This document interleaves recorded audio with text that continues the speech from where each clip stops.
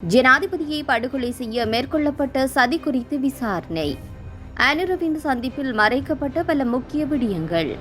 அனுர உட்பட பலருக்கு ரம் விடுக்கவுள்ள எச்சரிக்கை. விக்னேஸ்வரின் நிலையே அர்ஜுனாவிற்கும் அரசியல் கட்சியொன்றின் எச்சரிக்கை.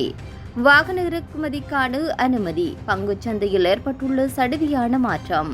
தமிழ் சிங்கள புத்தாண்டிற்கு முன்னரே தேர்தலை நடத்த நடவடிக்கை. 13 குறித்து இந்தியாவுடன் பேசும் தேவை வரவில்லை. அனுர அரசின் அறிவிப்பு. சுமந்திரன் நாடாளுமன்றம் செல்வதற்கு விரைவில் புதிய நகர்வு. ஜனாதிபதி அனுரகுமார திசாநாயக்கவை படுகொலை செய்ய மேற்கொள்ளப்பட்ட சதி முயற்சி குறித்து நீதிமன்ற விசாரணைகள் ஆரம்பிக்கப்பட்டுள்ளன. கடந்த காலத்தில் ஜனாதிபதி தேர்தல் காலத்தில் சதி திட்டம் முன்னெடுக்கப்பட்டுள்ளது. இந்த சம்பவம் தொடர்பில் விசாரணைகள் முன்னெடுக்கப்பட்டு வருவதாக போலீசார் நீதிமன்றத்திற்கு அறிவித்துள்ளனர். இந்த விடயம் தொடர்பில் ரகசிய போலீசார் நீதிமன்றத்திற்கு அதிகாரப்பூர்வமாக அறிவித்துள்ளனர். கண்டி பிரதேசத்தை சேர்ந்த முன்னாள் போலீஸ் உத்தியோகத்தர் ஒருவர் வழங்கிய தகவலின் அடிப்படையில் விசாரணை முன்னெடுத்து வருவதாகவும் குறித்த போலீஸ் உத்தியோகத்தரிடம் விசாரணை முன்னெடுக்கப்பட்டு வருவதாகவும் நீதிமன்றில் தெரிவித்துள்ளதாக இணைய ஊடகம் ஒன்று செய்தி வெளியிட்டுள்ளது. எனினும் எந்த நீதிமன்றத்தில் விசாரணை முன்னெடுக்கப்படுகின்றது என்பது பற்றிய விவரங்கள் வெளியிடப்படவில்லை. ஜனாதிபதி அனுரகுமார திசாநாயக்க மற்றும் இந்திய பிரதமர் நரேந்திர மோடி ஆகியோருக்கு இடையிலான சந்திப்பின் போது சில முக்கிய விடயங்கள் கிடப்பில் போடப்பட்டதாக தெரிவிக்கப்பட்டுள்ளது. இவ்வாறு கிடப்பில் போடப்பட்ட அல்லது பின்தள்ளப்பட்ட விடயங்களில் முதன்மையான விடயம் தமிழர் விவகாரம் ஆகும்.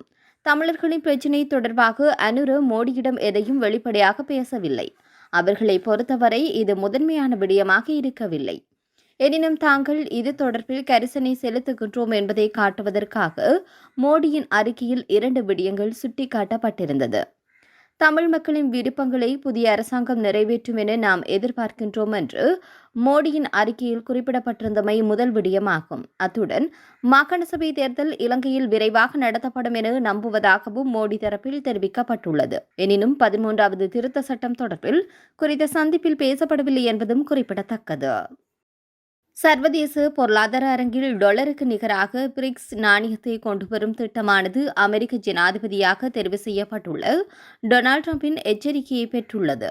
மேலும் பிரிக்ஸ் சர்வதேச அமைப்பின் உலகில் வளர்ந்து வரும் பொருளாதார நாடுகளான சீனா மற்றும் இந்தியா அடங்கியுள்ளமை அமெரிக்காவிற்கு பெரும் சவாலாக காணப்படுகின்றது. இந்த நிலையில் ஜனாதிபதி அனுரகுமார திசாநாயக்க 3 நாள் அரசு பயணமாக இந்தியாவிற்கு மேற்கொண்ட விஜயத்தை மேற்கோள் காட்டி வெளியாகியுள்ள செய்தியில் பிரிக்ஸ் அமைப்பில் இணைவதற்காக இலங்கையின் ஆர்வம் மீண்டும் புதுப்பிக்கப்பட்டுள்ளதாக தெரிய வருகின்றது. இந்த நிலையில் இலங்கை அவ்வாறு பிரிக்ஸ் அமைப்பில் இணைவதற்கான நடவடிக்கை மேற்கொள்ளப்பட்டால் அது அமெரிக்காவின் எச்சரிக்கையை பெறும் எனவும் கூறப்படுகின்றது.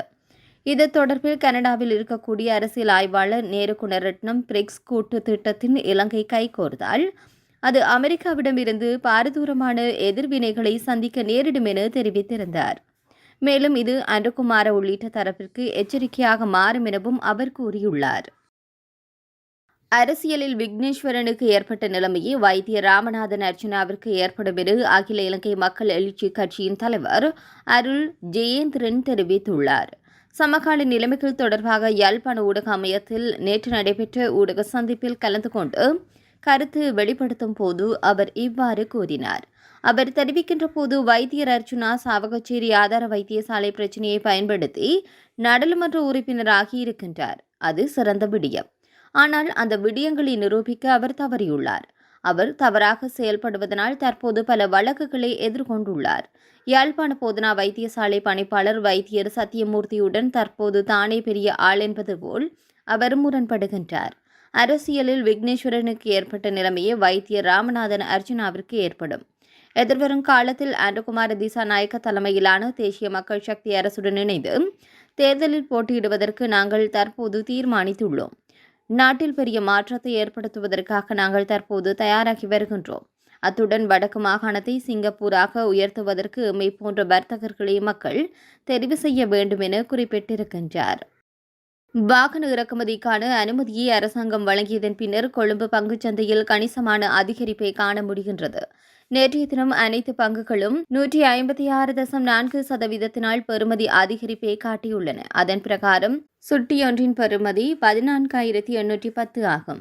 கடந்த நவம்பர் மாத இறுதியில் இருந்து கொழும்பு பங்குச்சந்தை தொடர்ச்சியாக ஏற்றம் கண்டு வருகின்றது. அண்மையில் வாகன இறக்குமதிக்கான அனுமதியை அரசாங்கம் வழங்கியதன் பின்னர் முதலீட்டாளர்கள் மத்தியில் நம்பிக்கை ஒன்று ஏற்பட்டுள்ளதன் காரணமாக பங்குச்சந்தை சடுதியாக அதிகரிக்க தொடங்கியுள்ளதாக தெரிவிக்கப்படுகின்றது.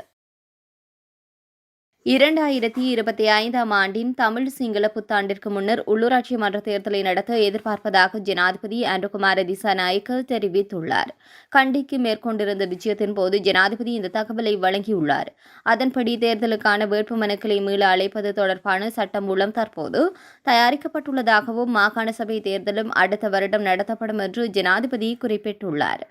ஜனாதிபதி அனுகுமார கண்டியில் உள்ள மல்வத்து மற்றும் அஸ்கிரிய மகாநாயக்க தேரர்களை சந்தித்து ஆசீர்வாதம் பெற்றுக் கொண்டார். இந்த விஜயத்தின் போது தற்போதைய அரசியல் நிலைமைகள் மற்றும் ஜனாதிபதியின் அன்றைய இந்திய விஜயம் குறித்து தேரர்களுடன் கலந்துரையாடப்பட்டுள்ளமையும் குறிப்பிடத்தக்கது. இலங்கை அரசியலமைப்பின் 13வது திருத்த சட்டம் உள்ளெடுக்கப்பட்டுள்ளதால் அது குறித்து இந்தியாவுடன் கலந்துரையாட வேண்டிய தேவை இருக்கவில்லை என்று வெளிவிவகார அமைச்சர் விஜித கேரத் தெரிவித்துள்ளார். ஜனாதிபதி அனுகுமார திசாநாயக்கவின் இந்திய விஜயம் குறித்து தெளிவூட்டும் வகையில் அரசு தகவல் திணைக்களத்தில் விசேட ஊடகவியலாளர் சந்திப்பு வெள்ளிக்கிழமை இடம்பெற்றுள்ளது. இதன்போது ஊடகவியலாளர் ஒருவர் எழுப்பிய கேள்விக்கு பதிலளிக்கின்ற போது அமைச்சர் இவ்வாறு கூறினார்.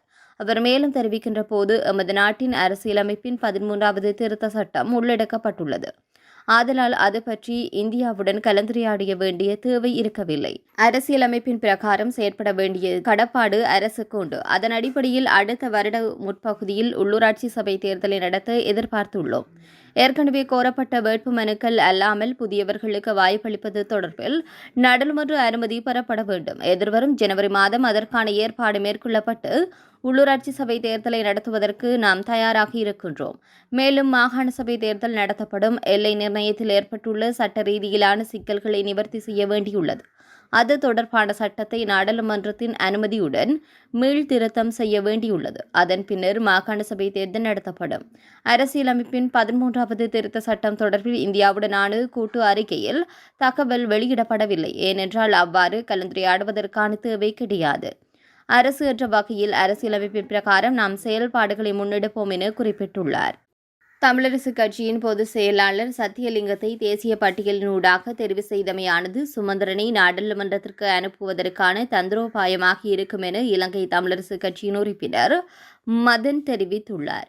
இது தொடர்பில் அவர் மேலும் தெரிவித்ததாவது, தேசிய பட்டியலுக்கான பெயர் பட்டியல் உறுப்பினர்களை முன்னதாகவே கொடுக்காதது சுமந்திரனை நாடாளுமன்றத்திற்கு அனுப்புவதற்கான உத்தியாக கூட இருக்கலாம்.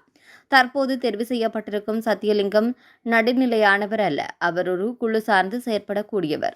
சுமந்திரன் மீதான வெறுப்பே தமிழரசு கட்சியின் பின்னடைவிற்கான காரணம். தாம் நினைக்கின்ற விடயங்களை எடுத்து நடத்தக்கூடிய விடயங்களில் சுமந்திரன் வல்லவர் என குறிப்பிட்டுள்ளார். சம்பந்தனின் பதவியையும் அவரின் வயது மூப்பையும் அவர் தனக்கு சாதகமாக சுமந்திரன் பயன்படுத்திக் கொண்டதாகவும் அவர் சுட்டிக்காட்டினார்.